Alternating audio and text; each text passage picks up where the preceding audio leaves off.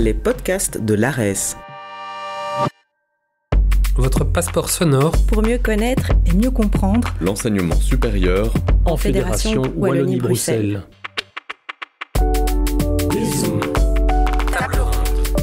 Table ronde. Là où les idées convergent. Où les débats s'animent et où les perspectives se croisent.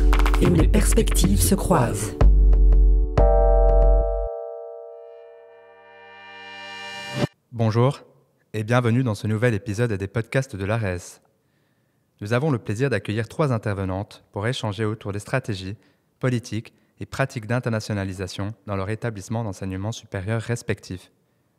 Ensemble, elles partageront leurs réflexions à la lumière des tendances récentes et des nouveaux formats de mobilité. Nous avons avec nous Véronique Van Cotter, coordinatrice des relations internationales à la Haute École Albert Jacquard, Cécile Thuillier, responsable des relations internationales à l'ESA Saint-Luc Bruxelles, et Oriana Bertucci, directrice des relations internationales de l'Université de Liège. Cette discussion sera animée par Alexia Verkreuz, notre collègue au sein de l'ARES. Bonne écoute. Véronique Van Cotter, bonjour. Ça fait maintenant 18 ans que vous travaillez en tant que coordinatrice des relations internationales à la Haute École Albert Jacquard à Namur. Alors, votre expérience vous confère une connaissance assez approfondie des évolutions de l'internationalisation dans l'enseignement supérieur. Ma question, c'est quels sont pour vous les principaux aspects de cette internationalisation et comment est-ce que ça se traduit dans la stratégie d'internationalisation de votre établissement ? Bonjour tout le monde. Oui, évidemment, l'internationalisation, c'est d'abord évidemment la mobilité entrante et sortante, mais ce n'est pas uniquement la mobilité entrante, c'est aussi l'internationalisation à la maison, c'est-à-dire les cours de langue, les étudiants entrants, les étudiants internationaux, l'accueil de conférenciers étrangers, toutes les activités liées à l'international, les activités de préparation à l'interculturalité. Donc tout ça, ce sont des aspects qui font partie de la stratégie d'internationalisation et bien sûr, c'est réfléchi depuis le début jusqu'à la fin. Effectivement, vous mentionnez toute une série d'activités qui permettent de renforcer l'attrait et le potentiel d'internationalisation d'un établissement. Et la mobilité ne constitue en effet qu'un outil, qu'un instrument, une opportunité parmi d'autres. Et cela est particulièrement vrai depuis qu'on observe un gros développement de la dimension virtuelle de l'internationalisation qui permet notamment de répondre à des questions d'inclusivité et de durabilité. Alors, dans ce contexte, quelle est aujourd'hui la place de la mobilité physique ? Est-ce qu'elle reste toujours aussi attrayante pour la communauté étudiante et pour le personnel académique ou scientifique ? Oui, je pense qu'elle reste attrayante, inévitablement. Je pense que les mobilités hybrides sont très intéressantes dans certains cas, pour certains types de projets, mais la mobilité physique reste évidemment très importante. Et donc, nous, on a toujours quand même des enseignants et des étudiants qui veulent partir à l'étranger parce que c'est une expérience unique et tout à fait différente.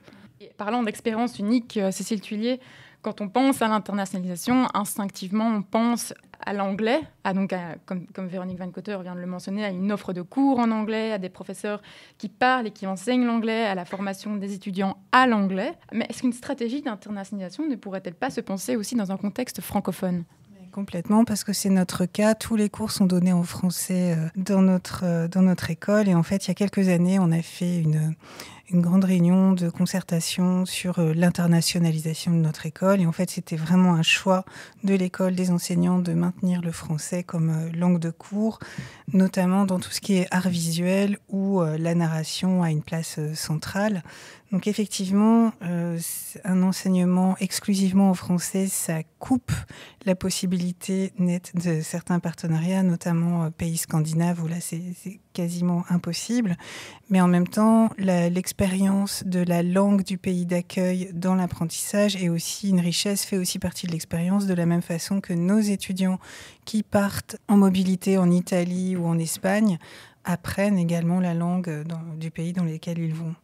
Finalement, cette dimension francophone, la francophonie, c'est vraiment un vecteur important de coopération et de collaboration académique.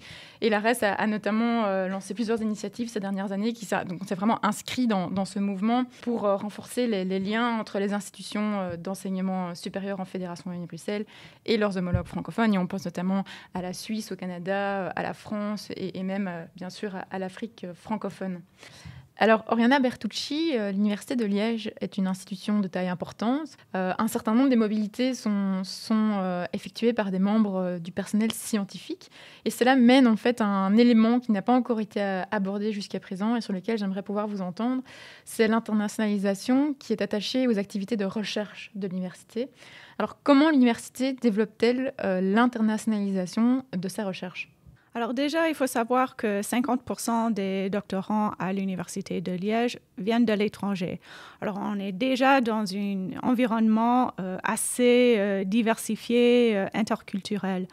On encourage bien entendu des stages de mobilité, on encourage qu'il y ait des membres des institutions étrangères dans les jurys, etc. On parle aussi de la diversification des partenariats à l'étranger dans des domaines d'excellence. Cela est vraiment en priorité pour tout domaine de recherche. Nous avons beaucoup de co-tutelles avec l'Afrique centrale et plusieurs pays en coopération via l'Alliance européenne unique qui se trouve dans des villes post-industrielles. Là, dans cette deuxième phase de l'Alliance de unique, la recherche est vraiment mise en avant comme la priorité. Alors, l'internalisation au sein de la recherche vraiment prend une place tout au début quand quelqu'un est doctorant jusqu'à ce qu'avec quelqu'un qui est un chercheur plus expérimenté. Oui, et en fait, quand on voit le grand nombre de partenariats avec un grand nombre d'acteurs différents, finalement, on se rend bien compte que l'internationalisation d'un établissement d'enseignement supérieur, ça touche de nombreuses personnes, qu'il s'agisse d'étudiants, de doctorants, de chercheurs, de professeurs et même le personnel administratif. Donc, le large éventail d'actions qui sont proposées à ces publics nécessite forcément l'intervention d'un certain nombre d'acteurs et d'actrices. Alors, justement, qui sont ces acteurs, ces actrices et comment est-ce que toutes ces parties prenantes sont intégrées dans la création de la stratégie d'internationalisation, et je pense notamment à la région, à la ville, à la société civile ou à des entreprises qui pourraient justement participer à cette réflexion. Justement, l'internalisation englobe vraiment de différents aspects. C'est bien au-delà uniquement des possibilités de mobilité. C'est vraiment une réflexion avec nos partenaires dans la ville de Liège, ici en Belgique, et à l'étranger, de pouvoir accéder à différents types d'expériences, et pour nos étudiants, et pour nos chercheurs, et pour les membres du personnel. Alors pour nous, c'est le plan stratégique qui est mise en place par l'équipe rectorale de l'Université de Liège qui dessine les grands axes. Alors, pas uniquement une question de mobilité, mais l'inclusion de perspectives internationales tout au long du parcours des cours, la promotion d'expériences culturelles qui favorisent l'inclusion et les interactions. Après que ces grandes lignes sont mises en place par les autorités, c'est vraiment un processus ouvert et transparent. Il y a un feedback de la communauté universitaire et régionale de la ville, je veux dire. Et il y a plusieurs administrations, des conseils, des groupes de travail qui sont mis en place pour la mise en œuvre. Merci, oui, effectivement. Et Véronique Van Cotter, j'imagine que la réalité de votre haute école est différente de celle de l'Université de Liège. Donc, au sein de la haute école Albert Jacquard, qui participe à la réflexion sur la stratégie d'internationalisation de l'établissement ? Oui, en effet, c'est fort différent d'une grande structure. Les plus petites structures comme la Haute École Albert Jacquard apportent évidemment plus de flexibilité. La stratégie d'internationalisation, elle se construit vraiment via un processus bottom-up, en tout cas avec l'ensemble de la communauté éducative de la Haute École Albert Jacquard, c'est-à-dire qu'on a créé des groupes de travail, même si c'est évidemment la cellule Relations internationales qui l'a initié, mais on a travaillé avec les acteurs, les étudiants, les enseignants, le personnel administratif, la direction, et on a construit cette stratégie tous ensemble, qui a bien sûr ensuite été validée par la direction et les instances officielles de la Haute École Albert Jacquard, mais le processus s'est fait de manière beaucoup plus collégiale et n'est pas venu par la direction. Et Cécile Tullier, je pense une autre réalité aussi de la Haute École supérieure des arts à partager ? On avait effectivement pas mal de mobilité étudiante, mais ça stagnait au niveau des mobilités des enseignants. Donc c'était plutôt la direction et les relations internationales qui étaient à l'initiative de partenariats pour créer une dynamique. Mais maintenant, on part de plus en plus des projets des enseignants pour définir cette stratégie et notamment la conclusion de nouveaux partenariats. Et on a aussi un groupe de travail internationalisation, le GTI, qui regroupe aussi des professeurs des différents départements. Alors après la réflexion sur les activités et la stratégie d'internationalisation, je propose maintenant d'aborder la mise en œuvre par l'établissement de ces activités ou de sa stratégie. Alors on a pu l'observer ces 5 dernières années, les établissements doivent malheureusement faire preuve d'adaptabilité face aux crises sanitaires ou par exemple géopolitiques qui se présentent. Cécile Tullier, comment est-ce que la stratégie d'internationalisation s'adapte aux différents contextes qui peuvent résulter d'une telle crise ? Nous, notre stratégie est repensée à peu près tous les 5 ans au moment du renouvellement de la charte Erasmus. C'est le moment de repenser aux objectifs et aux partenariats. Mais par exemple, nous, on a eu un changement complet de l'équipe de direction l'année dernière qui nous a amené donc à rechanger quelques caps. On a effectivement l'actualité qui nous fait revoir certains projets, donc qu'on pense au Covid, aux conflits qui ont lieu actuellement. Mais l'avantage d'être une petite structure, c'est que ça permet une communication rapide. En fait, c'est très, très facile de s'entretenir rapidement avec la direction pour pouvoir changer de direction très rapidement. Oui, donc on parle justement de cette flexibilité vraiment qui est propre à une petite structure. Comment est-ce que ça se passe au sein de l'Université de Liège, qui est une structure plus importante ? C'est vrai que dans une institution de 27 000 étudiants, c'est un peu plus difficile de faire des grands changements du jour au lendemain. Et en effet, le plan stratégique ne change pas si facilement que ça. Il reste quand même notre guide de route. Ceci dit, la priorité des objectifs peuvent changer à cause d'une crise. Et on a bien vu, par exemple, avec la crise Covid-19, ça nous a pensé vraiment à réfléchir comment on peut être plus proactif à l'avenir. Comment, par exemple, intégrer plus la technologie dans le quotidien de l'institution. Alors, même si ça ne change pas du jour au lendemain, le changement des priorités nous mène à s'améliorer au fur et à mesure du temps. Véronique Van Cotter ? Oui, un peu comme Cécile l'a expliqué, les plus petites structures permettent une adaptabilité un petit peu plus facile. Donc, on est dans une situation peut-être un peu intermédiaire, mais on a aussi un accès assez rapide et flexible au collège de direction. Donc voilà, on a évidemment des règles à respecter, un conseil d'administration, mais les adaptations sont quand même assez simples à mettre en œuvre. Maintenant, c'est comme chez Cécile, on revoit notre stratégie d'internationalisation tous les 5 ans, mais on s'adapte en cas de grosse crise, comme le Covid-19, évidemment, c'est important de pouvoir être flexible. Quand on pense aux activités et aux stratégies d'internationalisation, bien sûr, il faut réfléchir également aux financements qui sont disponibles et qui permettent de réaliser ces activités. Alors, Cécile Tullier, je me demandais comment le corps enseignant, par exemple, est informé et sensibilisé par rapport aux différents financements qui sont disponibles pour développer des activités d'internationalisation.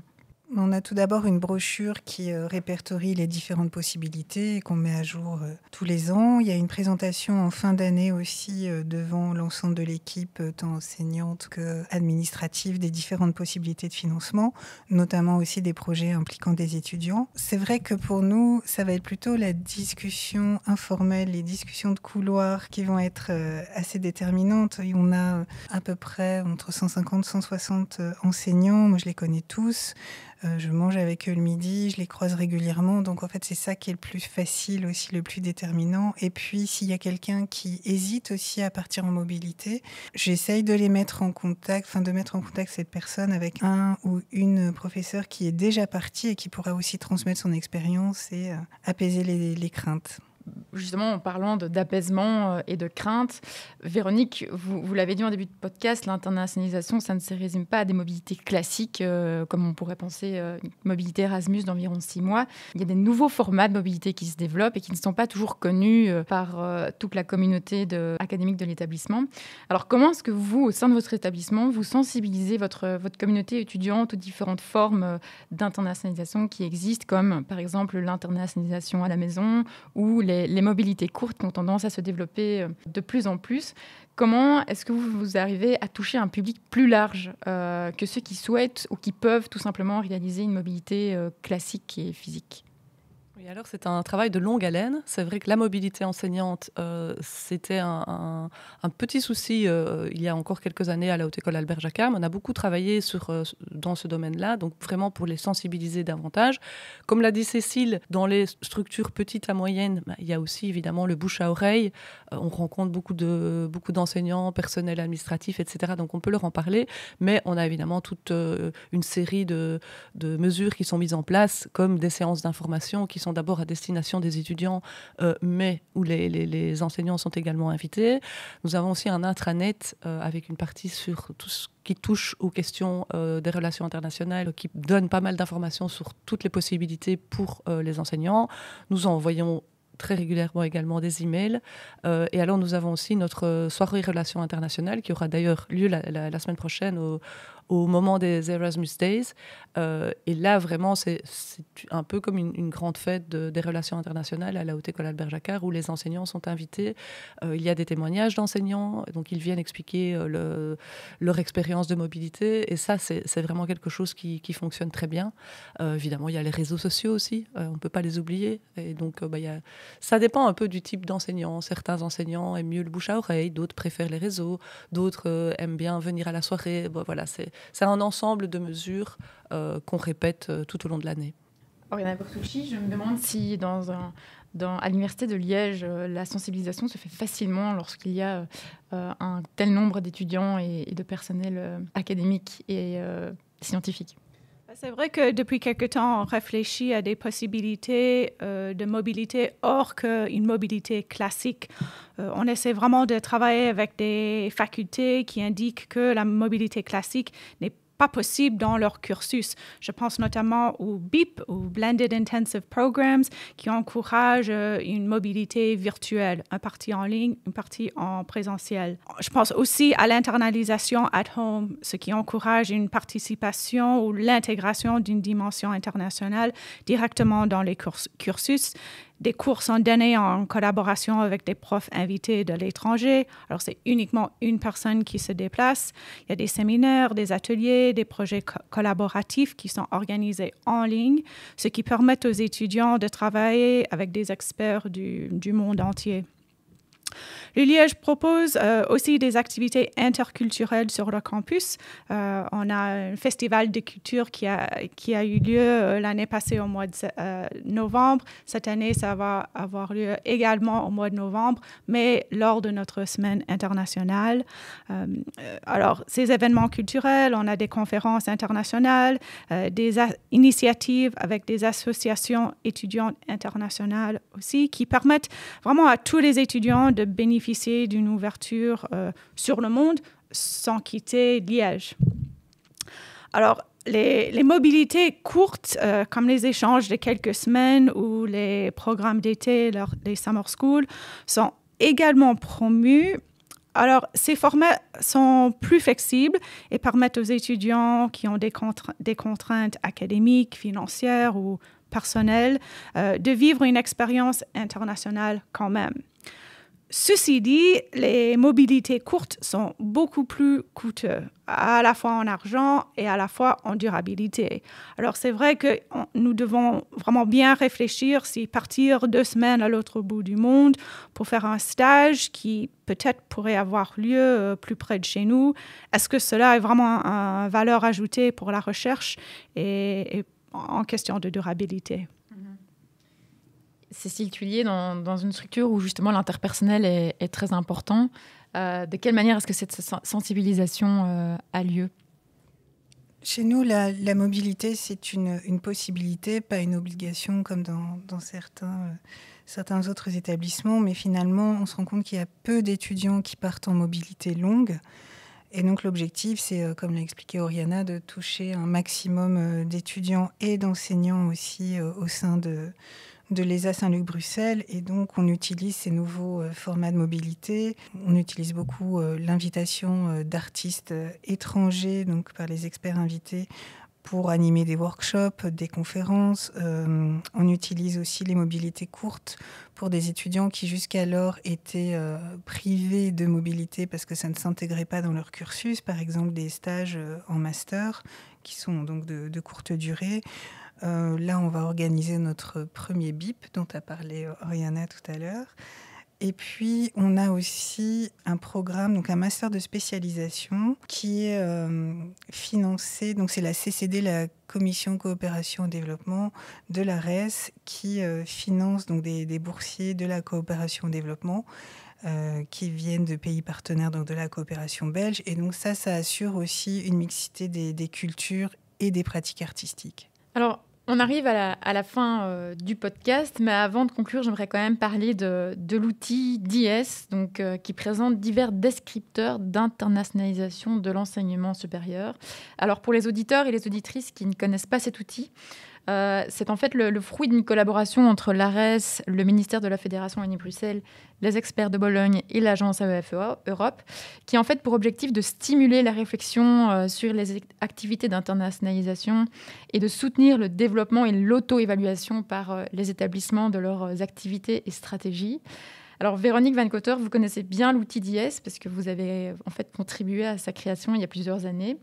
Je me demandais ces dernières années, comment est-ce que vous avez pu utiliser cet outil dans la construction, l'évaluation de votre stratégie d'internationalisation ? Eh bien oui, en effet, j'ai participé à la co-construction de cet outil et c'est un outil qui est très utile, comme vous l'avez expliqué, pour l'auto-évaluation des établissements.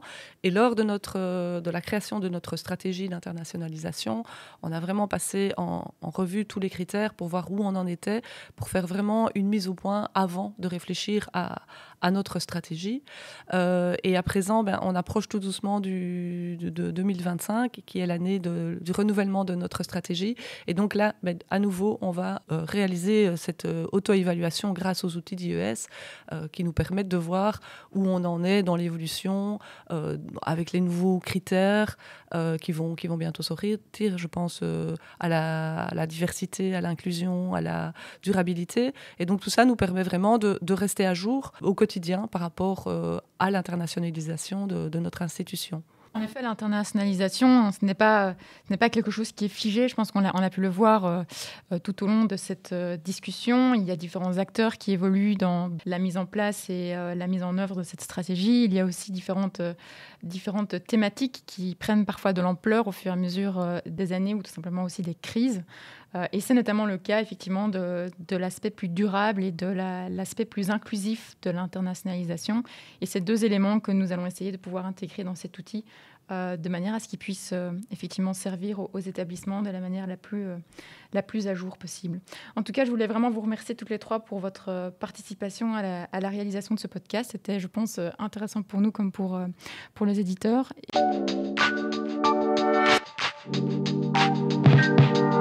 Les podcasts de l'ARES. Merci d'avoir embarqué avec nous dans cet épisode du podcast de l'ARES. Retrouvez nos interviews, nos tables rondes et nos reportages sur votre plateforme de podcast. À bientôt pour de nouvelles découvertes.